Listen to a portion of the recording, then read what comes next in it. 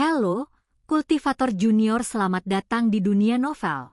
Mari kita lanjutkan kultivasi berikutnya di Martial God Asura. Bab 6578 Dilema Klan Ikan Laut Abadi. Namun, aku pasti akan menebus kesalahanku kepada kakak perempuanku itu di masa depan. Xiao Yu'er berbicara lagi. Chu Feng, ada sesuatu yang tidak beres. Mengapa gadis itu, Yu'er, menginginkan sumber energi? Egi langsung menjadi waspada. Chu Feng tentu saja juga menyadari masalah itu. Jadi dia bertanya, Yu'er, apa yang terjadi? Tidak, hanya saja ikan itu tersenyum cerah dan hendak menjelaskan. Sebelum dia selesai berbicara, Chu Feng berkata, Yu'er, jangan berbohong padaku.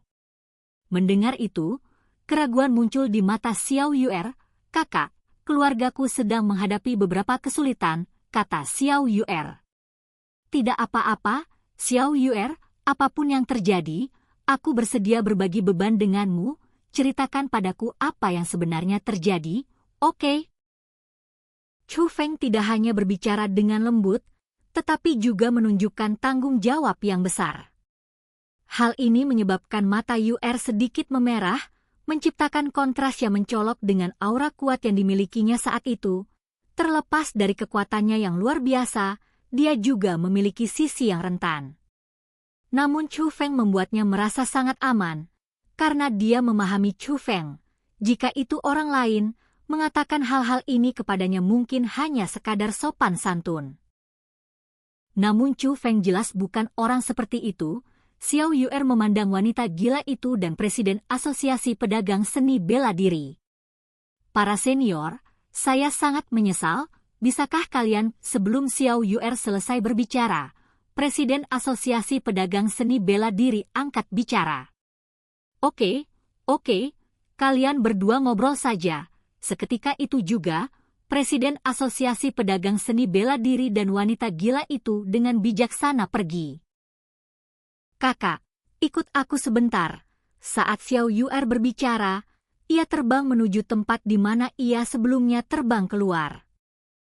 Chu Feng mengikuti Xiao Yu'er dan tiba di tempat di mana Xiao Yu'er sebelumnya mengasingkan diri untuk berlatih kultivasi. Di sekelilingnya terdapat dinding batu berwarna emas pucat, sebuah dunia gua alami, jauh di bawah tanah di laut abadi. Namun, setibanya di sini, Chu Feng merasa sangat bingung. Tempat ini memang istimewa, memancarkan aura laut abadi yang kaya, dan juga terkait erat dengan garis keturunan klan ikan laut abadi. Ini memang merupakan lahan kultivasi yang dibangun khusus untuk klan ikan laut abadi. Namun di sini, tidak ada kekuatan untuk mengisolasi kami. Chu Feng sama sekali tidak merasakan kehadiran Xiao Yu'er yang sangat membingungkannya. Tepat saat itu, mulut kecil Xiao Yu'er itu sedikit terbuka. Sebuah bola cahaya seukuran mutiara melayang keluar dari mulutnya. Cahaya redup itu memiliki kekuatan isolasi yang bahkan Chu Feng pun tidak bisa menembusnya. Saat Xiao Yu'er itu membuat segel tangan, cahaya redup itu memudar, dan Chu Feng akhirnya melihatnya. Butiran kecil itu sebenarnya adalah dunia yang terbentuk dari susunan formasi. Di dalam dunia susunan tersebut, tak terhitung banyaknya sosok yang duduk bersila. Sosok seluruh anggota klan ikan laut abadi hadir di sana. Ini juga termasuk orang tua Xiao Yu'er, kakeknya, dan kakak laki-lakinya, Xian Hai Xiaoyu. Saat ini, semua orang sedang berlatih. Kondisi mereka stabil dan damai, dan Anda dapat merasakan bahwa mereka sedang membuat kemajuan. Bukan hanya Xiao Yu'er yang menjadi lebih kuat, tetapi tingkat kultivasi orang tua Xiao Yu'er dan kakak laki-lakinya, Xian Hai Xiaoyu, semuanya telah meningkat. Sumber dari peningkatan pesat ini adalah aura keemasan. Aura keemasan itu berasal dari dunia tersebut, memancarkan aura lautan surgawi, hanya saja jauh lebih intens. Bagi klan ikan laut abadi, ini mungkin merupakan bahan kultivasi terbaik di dunia. Sekilas, ini tampak seperti hal yang bagus. Namun Chu Feng merasakan sesuatu yang aneh, ada yang tidak beres. Namun, Chu Feng tidak terburu-buru bertanya, melainkan menunggu Xiao Yuer menceritakan apa yang telah terjadi. Kakak, apakah kau pernah mendengar kisah tentang klan ikan laut abadi dan laut abadi? Alasan Xiao Yuer mengajukan pertanyaan ini adalah karena meskipun Chu Feng sekarang terkenal di dunia bela diri, namun sebenarnya belum lama sejak kami meninggalkan wilayah timur, oleh karena itu, Chu Feng tidak mengetahui banyak hal tentang dunia seni bela diri. Aku baru mendengar cerita ini setelah melihat penglihatan yang kau timbulkan, kata Chu Feng. Ini benar, karena kekuatan laut abadi sehingga klan ikan laut abadi kami mampu mengalami transformasi, sehingga memungkinkan leluhurku untuk mendapatkan pijakan di sungai surgawi laut abadi. Oleh karena itu, klan ikan laut abadi kami telah menetapkan tempat di mana laut abadi berada sebagai tanah leluhur kami. Sebelumnya, kami merasakan perubahan di tanah leluhur kami. Hal ini membuat kita menyadari bahwa kekuatan tanah leluhur kita belum sepenuhnya lenyap. Dan ketika kami kembali, kami memang memperoleh beberapa wawasan, dan saya juga menemukan kemungkinan lain. Saya percaya bahwa kekuatan yang terkandung di tanah leluhur bukan hanya sekadar sumber daya pertanian. Tanah leluhur memiliki kehidupan, kebijaksanaan, dan kekuatan yang sangat besar, mirip dengan benda langka dan menakjubkan, tetapi bahkan lebih dahsyat. Oleh karena itu, saya mulai mencoba berkomunikasi dengan tanah leluhur saya. Namun, semua upaya saya sebelumnya tidak berhasil.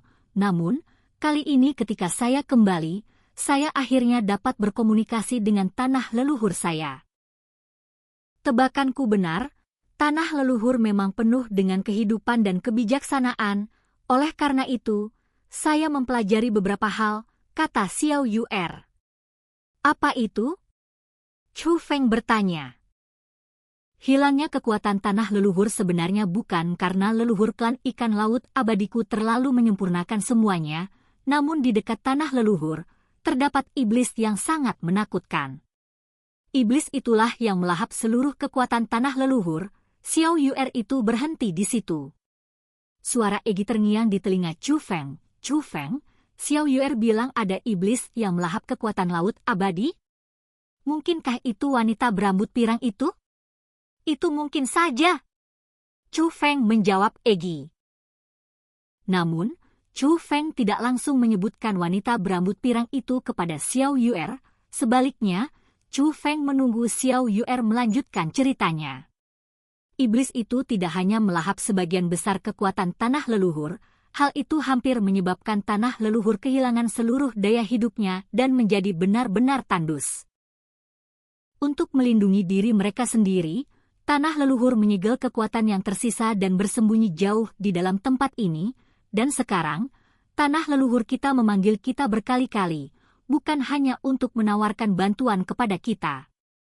Mereka juga berharap kami dapat membantu mereka, kata Xiao Yuer.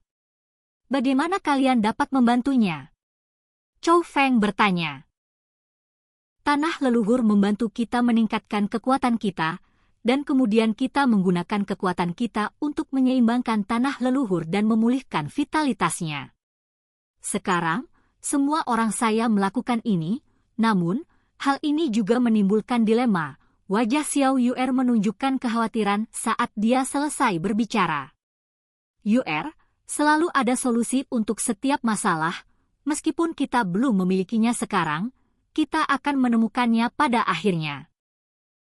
Ceritakan padaku, dan kita akan bekerja sama untuk menemukan solusinya.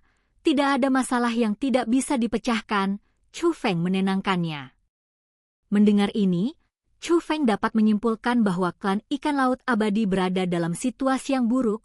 Oleh karena itu, Xiao Yuer pasti sedang berada di bawah tekanan yang sangat besar saat ini, dan hatinya rapuh. Jadi Chu Feng tidak menekannya. Yang dia lakukan hanyalah memberi Yuer rasa aman. Hal ini memberitahu Xiao Yuer itu bahwa dia tidak sendirian, di balik Xiao Yuer itu ada dia. Kakak, kali ini, kita tidak hanya sedang berkultivasi, tetapi juga membantu tanah leluhur kita untuk pulih. Oleh karena itu, metode budidayanya agak istimewa. Kekuatan tanah leluhur terlalu besar, tetapi karena pada dasarnya lemah, ia tidak dapat mengendalikan kekuatannya secara sempurna untuk kepentingan kita. Oleh karena itu, begitu kita mulai berlatih kultivasi, kita mungkin akan terjebak dalam keadaan kultivasi yang darinya kita tidak dapat terbangun.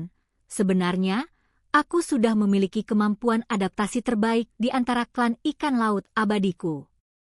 Namun meskipun aku telah menembus ke alam dewa surgawi, aku masih menyadari bahwa aku telah menyebabkan fenomena yang mencengangkan, namun pada kenyataannya, aku juga tidak mampu benar-benar terbangun saat berada dalam keadaan kultivasi. Rasanya bukan hanya kekuatan tanah leluhur kami yang menjebak kami, ada juga kekuatan eksternal, suatu kekuatan yang mirip dengan kekuatan tanah leluhur, tetapi sangat jahat. Di bawah pengaruh kekuatan ini, meskipun aku merasakan kehadiranmu di sini, aku tidak dapat melihatmu. Tapi ini aneh, setelah kakak laki-laki itu berada di sana beberapa saat, kekuatan itu tiba-tiba menghilang, aku akhirnya tersadar ketika kakak laki-lakiku dalam bahaya, kata Xiao Yuer. Ya ampun, bukankah itu wanita berambut pirang? Egi berkata lagi. Dan kultivasi kita berakhir saat ini sampai jumpa kultivasi berikutnya di dunia novel.